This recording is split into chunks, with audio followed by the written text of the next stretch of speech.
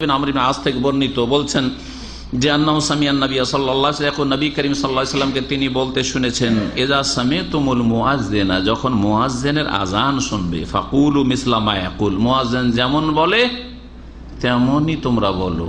হ্যাঁ, মুআজ্জিন যা বলবে তাই বলো। এখানে সংক্ষেপ করে দেওয়া হচ্ছে ইল্লাল হাই আলাতাইন। অন্য হাদিসে রয়েছে একমাত্র দুই হাই আলাতে। দুই হাই আলা মানে হাইয়া আলাস সালাহ, হাইয়া আলাল ফালাহ। এই দুটো বাক্যে কি বলতে হবে? লা হাওলা ওয়ালা কুওয়াতা ইল্লা বিল্লাহ। কারণ আপনাকে ডাকছে, এসো নামাজের জন্য, সলাতে এসো। হাইয়া আলাস সালাহ, নামাজের প্রতি এসো। হাইয়া আলাল ফালাহ, সার্বিক কল্যাণের জন্য এসো। তখন আপনি মুয়াজ্জিনকে যেন বলছেন যে আল্লাহ যদি আমাকে শক্তি দেন তাহলে আমি আসছি। লা হাওলা ওয়ালা কুওয়াতা ইল্লা বিল্লাহ, আল্লাহ ছাড়া আমার কোনো ক্ষমতা নেই নড়াচড়া। আসসালাতু খায়রুম মিনান নওম যখন ফজরে বলা হয় তখন কি বলবেন? এক শ্রেণীর লোকেরা বলে সাদাক্তা ওয়া বারারতা, হে মুয়াজ্জিন সাহেব সত্য বলেছেন এবং নেকির কথা বলেছেন আপনি, যে ঘুমের চাইতে নামাজ উত্তম। কিন্তু এই সাদাক্তা বারারতা কোনো হাদিস আছে? সহি জয়ীফ কোনো হাদিস নেই। কেমন করে যে বানিয়েছে এক শ্রেণীর ফকিরা, ওরাই জবাব দিবে যারা বানিয়েছে। তো এই জন্য যে আম হাদিস রয়েছে যে ইমাম কি বলে, মুয়াজ্জিন যা বলে তাই বলো। সুতরাং আসসালাতু খায়রুম মিনান নওম যখন বলছে আপনি বলেন আসসালাতু খায়রুম মিনান নওম, তার হ্যাঁ করেন। হ্যাঁ, মুয়াজ্জিন বলছে যে হ্যাঁ নামাজ হচ্ছে নিদ্রার চাইতে উত্তম, আপনিও বলেন নিঃসন্দেহে নামাজ হচ্ছে নিদ্রার চাইতে উত্তম, আসসালাতু খায়রুম মিনান নওম। যখন আজান শেষ হয়ে যাবে, সুম্মা সাল্লু আলী, আমার উপর সালাত পেশ করো।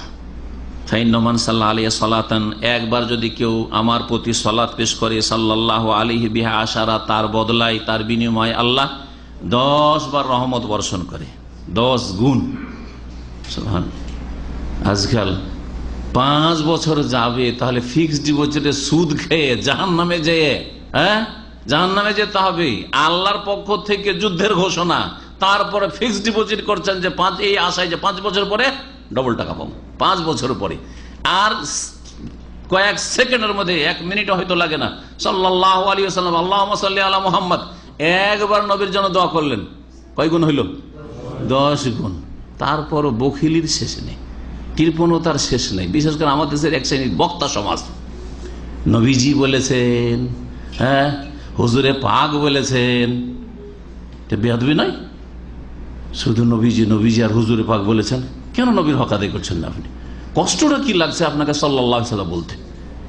মুহাদ্দিসিনে কেরামকে কষ্ট লাগেনি? কালির অভাব, পয়সার অভাব, কলমের অভাব, কাগজের অভাব। তারপরে প্রত্যেকটা হাদিসে পাণ্ডুলিপিতে তারা লিখেছেন সাল্লাল্লাহু আলাইহি ওয়াসাল্লাম, কালা রাসূলুল্লাহ সাল্লাল্লাহু আলাইহি ওয়াসাল্লাম, কালা নবী সাল্লাল্লাহু আলাইহি ওয়াসাল্লাম। যতবার নবীর নামে ততবার সাল্লাল্লাহু আলাইহি ওয়াসাল্লাম। হাদিসের কিতাবগুলি পড়ে দেখবেন, আছে না নেই? আর আমাদের যারা ইসলামিক লিখনীয় লিখে, তারাও দন্ত স লিখে রেখে দিছে, অথবা দ লিখে রেখে দিছে। দুরূদ পড়েন আপনি, সাল্লাল্লাহু আলাইহি ওয়াসাল্লাম পড়েন, আমি লিখবো না পুরা, আমার কাগজ বেশি খরচ হয়ে যাবে, আমার সময় বেশি ব্যয় হয়ে যাবে আমার, ইত্যাদি ইত্যাদি। কত জেহালত, অজ্ঞতা। আল্লাহ পাক যেন বুঝার তৌফিক দান করেন। কারণ আলেমরা যদি সংশোধন না হয়, যারা ইসলামপন্থী, ইসলামের লেখকরা যদি সংশোধন না হয়, তো জনগণ কি করে সংশোধন হবে? দেখা দেখি যেমন সবাই করছে, হুজুর পাক বলছে, হ্যাঁ নবীজি বলেছেন, হ্যাঁ তাই করছে তারাও। নবী করিম সাল্লাল্লাহু আলাইহি ওয়াসাল্লাম বলছেন, সুম্মা সাল্লাল্লাহু আলাইহি আল ওয়াসিলা, দুরূদ পড়ার পরে, আজানের পরে দুরূদ পড়ার জন্য আমার জন্য ওয়াসিলা কামনা করো আল্লাহর কাছে। কার জন্য ওয়াসিলা কামনা করো? নবীর জন্য।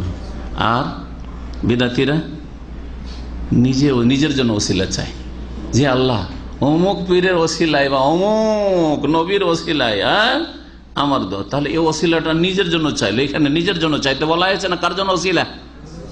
নবীর জন্য ওসিলা। তাহলে ওসিলার অর্থ জানতে, নবীর জন্য কিসের ওসিলা চাইবেন? তাহলে ওসিলার অর্থ জানতে হবে। সুতরাং আমার দেশে যে প্রচলিত ওসিলা আছে, যে হে আল্লাহ তোমার নবী পাকের ওসিলা আমার দোয়া কবুল করো, হে আল্লাহ বড় পীরের ওসিলা আমার দোয়া কবুল করো, হে আল্লাহ বুজুর্গানে দিনের ওসিলা আমার দোয়া কবুল করো, এটা বিদাতি তরিকা। কোন মাধ্যম দিয়ে আল্লাহর কাছে চাওয়া, যেন আল্লাহকে কথা বলা যে আল্লাহ তুমি হচ্ছ আজকালকার দুনিয়ার শাসকদের মতো, আমরা যদি পৌঁছিতে না পারি কোন মাধ্যম দিয়ে, তাহলে যেমন দুনিয়ার শাসকরা আমাদের কথা শুনে না, তুমিও শুনবে না। বেয়াদবি কিনা আল্লাহর সাথে? আল্লাহ সবার কথা সমানভাবে শুনেন। ফাইন্নি করিব, সকলের নিকটে। তারপর আল্লাহ সবার সম্পর্কে অবগত, সমানভাবে জানেন। আর ও শাসক, রাষ্ট্রপতি, প্রধানমন্ত্রী জানে না, সেই জন্য এমপি কে ধরে বা কোনো একটা বড় নেতা ফেতাকে ধরে বা তার পার্সোনাল সেক্রেটারি ধরে ওর কাছে যেতে হয়, ঠিক না? তাহলে আল্লাহকে দুনিয়ার এই শাসকদের মতো বানিয়ে দিলেন। তিনি খবর রাখেন না, বা তিনি কি এদের মতো যে আপনার খবর রেখে আপনার গরজ পুরা করতে চান না? আল্লাহ সকলের গরজ পুরা করার জন্য প্রস্তুত হয়ে রয়েছেন।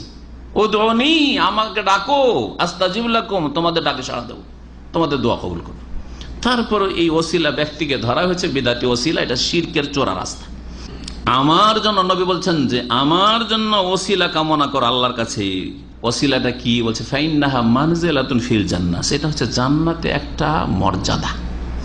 তাহলে ওসিলা মানে কোনো মাধ্যম না, এটা ওসিলা হচ্ছে কি জান্নাতে একটা মর্যাদা। নবী করিম সাল্লাল্লাহু আলাইহি সাল্লামের লা তামবাগি ইল্লা লিআবদিন মিন ইবাদিল্লাহ, সেই উঁচু মর্যাদা একমাত্র আল্লাহর এক বান্দা পাবে। ওয়া আরজু আন আকুন আনা হুয়া, আমি আশা করি যে সেই বান্দা আমি হব। ফামান সালালি আল ওয়াসিলা, কেউ যদি দুরুদ পড়ার পরে যদি আমার জন্য ওসিলা কামনা করে, আতে মুহাম্মাদানিল ওয়াসিলাতা ওয়াল ফাদিলা ওয়া বা'সু মাকামাম মাহমুদা আল্লাযী ওয়া'আদতা হাল্লাত লাহু শাফাআত, তার জন্য আমার শাফাআত সুপারিশ করা অবধারিত হয়ে যাবে, আবশ্যক।